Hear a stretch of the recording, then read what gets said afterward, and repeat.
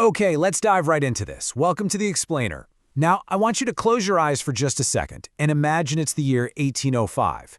We're in the bustling, rapidly growing town of Westminster, Massachusetts. The ink on the U.S. Constitution is barely dry, Thomas Jefferson is president, and get this, the Lewis and Clark expedition is literally still happening out west. But we're not looking at presidents or famous explorers today. No, we're looking at everyday life through the eyes of a completely normal, yet absolutely fascinating subject, a 13-year-old boy named Benjamin Seaver, Jr. And that brings us to the ultimate question, right?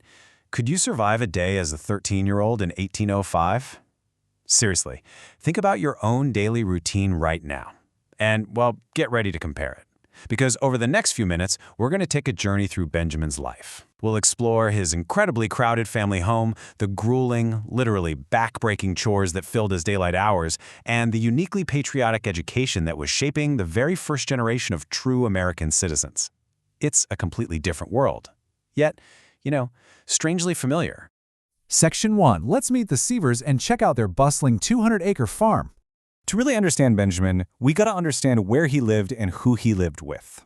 So, his dad, Benjamin Sr., was a Revolutionary War veteran who had built up this highly prosperous farm.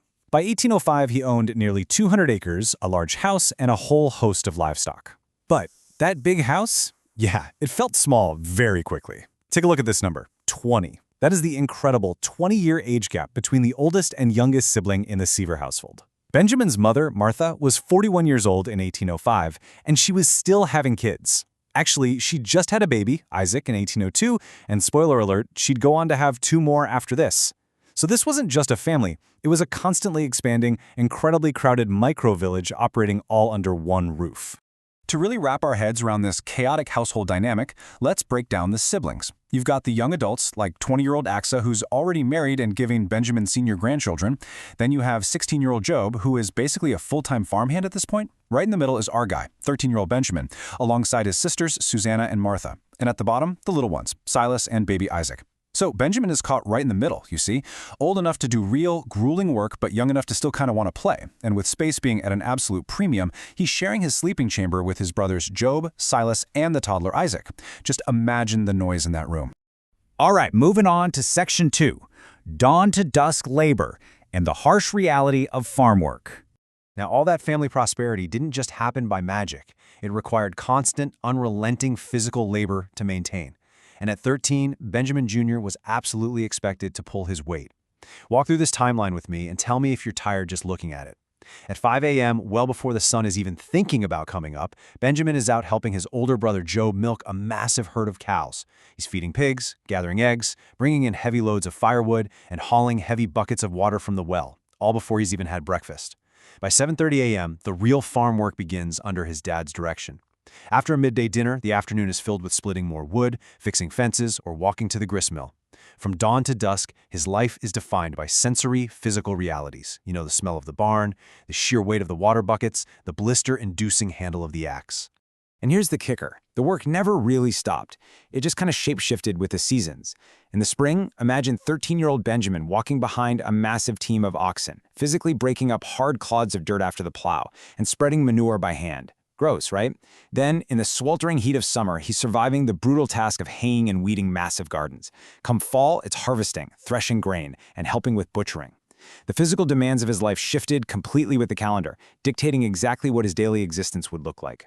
But hey, there was a massive upside to all this relentless work. The Seavers ate well, like very well. Martha Seaver, cooking over a massive hearth and brick oven, fed her army of kids with cornbread, salt pork, fresh fish they caught themselves, and seasonal treats like maple syrup. And here's a wild fact about 1805 America. Everybody drank cider. Yes, even 13-year-old Benjamin. Why? Well, because untreated water from local sources was often completely unsafe to drink. So cider it was. Which brings us to Section 3, a patriot's education and schooling in the New Republic. While the farm work was super intense, it's his schooling where Benjamin's life differed most dramatically from his own father's colonial youth. Massachusetts was investing heavily in district schools at the time. For his 10 to 12 weeks of winter school, Benjamin wasn't just learning basic addition. He was doing practical business math, dealing with fractions and decimals so he could handle actual farm accounts. He was studying geography, looking at brand new maps of the newly formed United States. And he was actually studying American history, a history that his own father had literally just fought in. This was a far more advanced, practical, and worldly education than anything the previous generation received. Now, what's really interesting about this curriculum is the inclusion of declamation.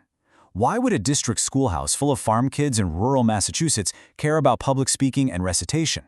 Well, because they were building a brand new country. The new American Republic desperately valued creating vocal, confident citizens who could participate in town meetings, debate local laws, and govern themselves. They weren't just teaching kids to read, folks. They were training them to be active citizens. And this patriotic education? It definitely wasn't confined to the schoolhouse stove. It was woven into the very fabric of their community and their entertainment. Imagine young Benjamin's absolute thrill going to the 4th of July celebrations, the feasting, watching militia drills, listening to fiery speeches. Imagine the winter evenings by the fireplace where, instead of watching TV, Benjamin is listening to his war hero dad tell gripping first-hand stories of the American Revolution. Every holiday, every gathering reinforced this brand new American civic identity.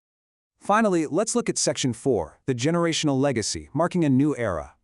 So the crucial point is, when we zoom out from the daily milking and the schoolhouse lessons, we start to see a really profound generational shift. In 1770, Benjamin's dad was a British colonial subject on a struggling farm, receiving limited education and facing a highly uncertain future with a revolution brewing. But just 35 years later, in 1805, young Benjamin is a citizen of a free American republic. He lives on a prosperous, expanding farm, he's receiving a solid, practical education, and he has a whole world of opportunity ahead of him. The leap in living standards and civic freedom in just one generation is, frankly, absolutely staggering. Yet, despite all these sweeping political and economic changes, we have to recognize the constants. Whether you were a British subject in 1770 or an American citizen in 1805, the core character-building experiences were basically identical. Hard work, unyielding family bonds, a deep faith, and relying on your community to survive, these were the anchors of life. The political flag flying over the town might have changed, but the fundamental grit required to pull a living from the rocky Massachusetts soil? Yeah, that had not changed one bit. I want to leave you with this really powerful thought from the text. Young Benjamin was growing up in the America his father had fought to create, enjoying the fruits of that victory.